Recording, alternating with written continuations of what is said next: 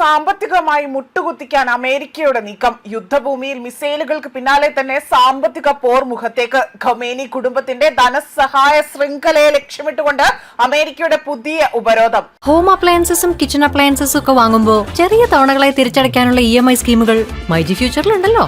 Experience ചെയ്യാം next level shopping myG ഫ്യൂച്ചറിൽ.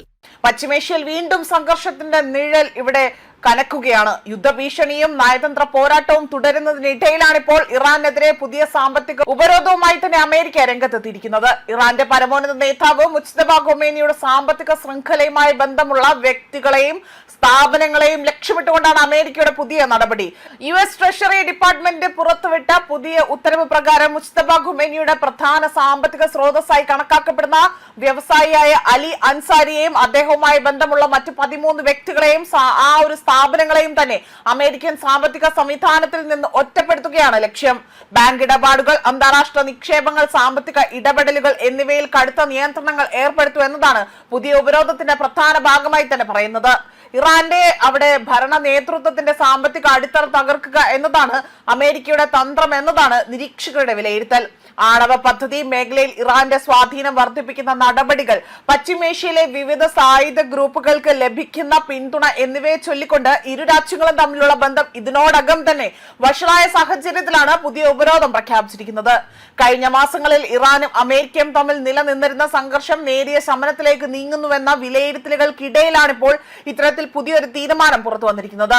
ഇതോടുകൂടി തന്നെ ഇരു രാജ്യങ്ങളും തമ്മിലുള്ള ബന്ധം വീണ്ടും കടുത്ത പ്രതിസന്ധിയിലേക്ക് നീങ്ങുമോ എന്ന ആശങ്കയാണ് ഇപ്പോൾ അന്താരാഷ്ട്ര സമൂഹത്തിനിടയിൽ പോലും ശക്തമായിരിക്കുന്നത്.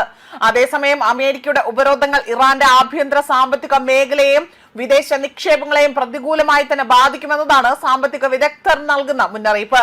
ഇതിനു മുൻപും എണ്ണ കയറ്റുമതി, ബാങ്കിംഗ് മേഖല, കപ്പൽ ഗതാഗതം എന്നിവയെ ലക്ഷ്യമിട്ടുകൊണ്ട് അമേരിക്ക നിരവധി ഉപരോധങ്ങൾ ഏർപ്പെടുത്തിയിരുന്നു.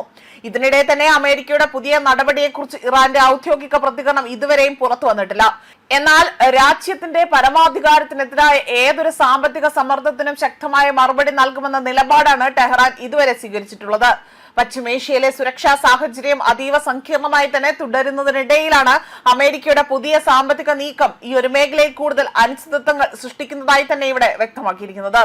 അതേസമയം പൊതു പണം ദുരുപയോഗം ചെയ്തുകൊണ്ട് അൻസാരി വിദേശ രാജ്യങ്ങളിൽ വൻതോതിൽ റിയൽ എസ്റ്റേറ്റ്, വാണിജ്യ നിക്ഷേപങ്ങൾ നടത്തിയെന്നതാണ് യുഎസിന്റെ വാദം. US ഉപരോധം മറികടന്നുകൊണ്ട് ഇറാനിയൻ ബാങ്കുകൾക്കായി തന്നെ കോടിക്കണക്കിന് ഡോളറിന്റെ വിദേശ നാണ്യ ഇടപാടുകൾ നടത്തിയതായി ഇറാന്റെ 3 മണി എക്സ്ചേഞ്ച് ഹൗസുകളെയും അമേരിക്ക ലക്ഷ്യമിടുന്നുണ്ട്. ഹോങ്കോങ്, UAE എന്നിവിടങ്ങളിൽ കേന്ദ്രീകരിച്ചുകൊണ്ട് തന്നെ പ്രവർത്തിക്കുന്ന വിദേശ ഷെൽ കമ്പനികളെയും US ട്രഷറി വിഭാഗം കരിമ്പട്ടികയിൽ ചേർത്തിട്ടുണ്ട്. അതുമാത്രമല്ല, ഇറാൻ ഭരണകൂടത്തിന്റെ സാമ്പത്തിക അടിത്തറ തകർക്കുകയാണ് തങ്ങളുടെ ലക്ഷ്യമെന്നും US സ്റ്റേറ്റ് ഡിപ്പാർട്ട്മെന്റ് വക്താവാണ് ഇവിടെ ഇതിനായി ബന്ധപ്പെട്ട് കാര്യങ്ങൾ വിവരിക്കുന്നത്. അതേസമയം ഇറാനുമായുള്ള വെടിനിർത്തൽ കരാർ അവസാനിച്ചതായി തന്നെ US പ്രസിഡന്റ് ഡൊണാൾഡ് ട്രംപ് പ്രഖ്യാപിച്ചു.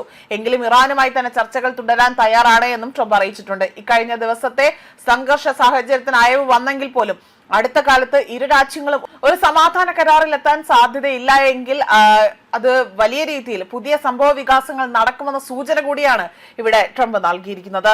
ന്യൂസ് ഡെസ്ക് കർമ്മ ന്യൂസ്.